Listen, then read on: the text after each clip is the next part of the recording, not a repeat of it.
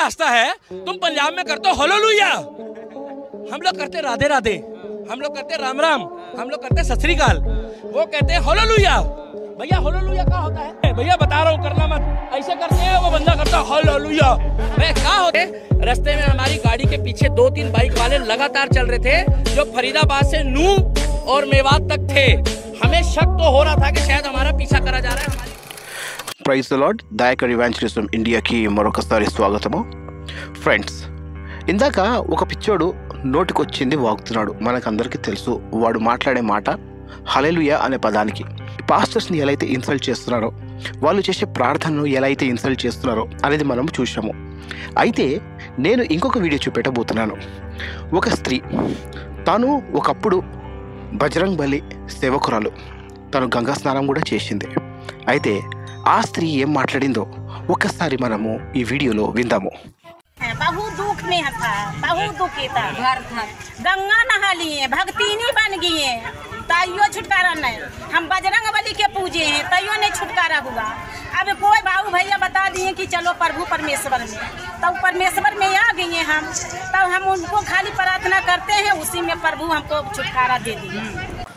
విన్నారు కదా ఫ్రెండ్స్, ఆమె ఎన్నో ప్రాంతాల్లో పోయిందంట, చివరికి గంగా స్నానం కూడా చేసిందంట. కానీ ఆమెకు ఎక్కడ కూడా శాంతి, విడుదల అనేది దొరకలేదు. ఎందుకు క్రిస్టియానిటీలో రాగానే వీళ్ళకు విడుదల దొరుకుతాయి, ఎందుకు క్రిస్టియానిటీలో రాగానే పీస్ దొరుకుతుంది? ఎందుకంటే బైబిల్ వైలెన్స్ ఎప్పుడు కూడా సపోర్ట్ చేయదు. బైబిల్ ఎప్పుడు కూడా ప్రేమ గురించి మాట్లాడుతుంది. బైబిల్ ఎప్పుడు ఒకరికి సహాయం చేయాలని మాట్లాడుతుంది. బైబిల్ ఎప్పుడు ఒకరి పట్ల గౌరవంగా బతకాలని నేర్పిస్తుంది.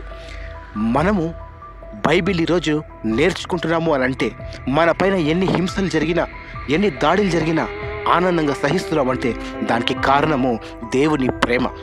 మన క్రీస్తు మన కొరకు ఏ విధంగా అయితే బాధను అనుభవించాడో, మన సహోదరులు మన పైన ఎన్ని తప్పుడు మాటలు మాట్లాడినా, ఎన్ని మన పైన కుట్రలు పన్నినా మనం వాళ్ళను క్షమిస్తూనే ఉంటాము. ఇది క్రీస్తు నేర్పించిన ఒక అద్భుతమైన ప్రేమ. ఫస్ట్ కనిపించిన ఆ వీడియో ఏదైతే ఉందో, అతడు ఎలా పడితే అలా మాట్లాడుతున్నాడు. ఇలాంటి వీడియోస్ ఎన్నో ఉన్నాయి. వాళ్ళందరూ హల్లెలూయా అనే పదానికి చాలా గలీజ్గా మాట్లాడతారు. దానికి కారణం ఏంటి తెలుసా? నార్త్లో ఒక పదము చాలా పెద్ద బూతు.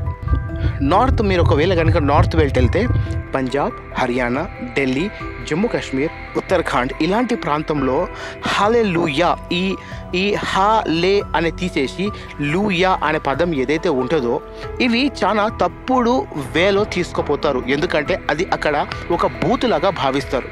ఈ హల్లెలూయా అనే పదానికి వీళ్ళకు మీనింగ్ తెలియక, ఈ చదువు లేని వాళ్ళు, ఈ దళానికి సంబంధించిన వాళ్ళు తన వెనుకలో ఒక బలము, ఒక పవర్ ఉందని ఇష్టం వచ్చినట్టు మాట్లాడుతున్నారు. సో ఫ్రెండ్స్, మనకందరికీ తెలుసు ఇలాంటి వాళ్ళు ఎంత సోది కొట్టినా, బిల్డప్లు ఇచ్చినా చివరికి క్రిస్టియానిటీ అనేది స్ప్రెడ్ అవుతూనే ఉంటుంది.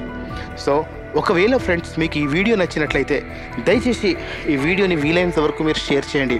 మహిళ ఏ విధంగా అయితే మాట్లాడిందో ఆ మాటల్ని పట్టైనా కనీసము అలాంటి వాళ్ళు సిగ్గైనా తెచ్చుకుంటారు.